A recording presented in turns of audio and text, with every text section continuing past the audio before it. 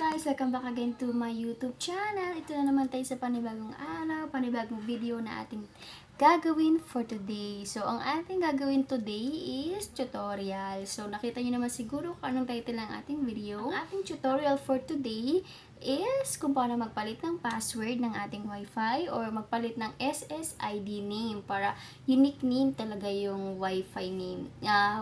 Name ng Wi-Fi natin, 'di ba? It's either PLDT man 'yan, Converge or ano man yung Wi-Fi nyo. Before tayo mag-start, kung baguhan ka pa lang sa channel ko, huwag mong kakalimutan syempre mag-subscribe at i-click ang bell button para lagi ka updated sa ina-upload kong video. So, without further ado, let's start. So, very quick video lang tong gagawin natin. Syempre, una, punta muna kayo sa Google Chrome and then i-search nyo 192.168.1.1.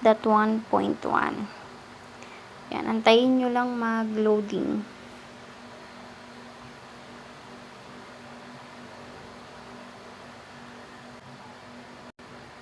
Yan, ayan na siya. Ngayon, hahanapan kayo ng username at password. Kung new user ka pa lang, matik yan, ang username mo is admin. Ang password mo niyan ay 1234. Pero ako kasi binago ko na yung password ko, hindi na 1234. Yan. So, login lang. After nyan, syempre yan yung lalabas. Hanapin mo yung WLAN settings. Dito lang siya banda sa home. And then, ito, WLAN settings. Yan. Idutin nyo lang yan. Tapos, pindutin mo yung WLAN SSID configuration. Ngayon, lalabas yung SSID name at WPA passphrase. So, SSID name, yan yung Wi-Fi name nyo. So, pwede nyo palitan yan. Kunwari, gusto mong palitan, yan yung Wi-Fi name namin.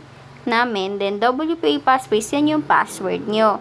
Kakapalit ko lang kanina, kaya hindi na ako magpapalit. So, once na nagpalit na kayo, automatic yan, i-apply mo na. Pagka-apply, yung Wi-Fi nyo, madi-disconnect, then i-reconnect nyo lang ulit, tas ang password na ninyo is yung bago nyong palit na password. Yun lang naman guys. Bye!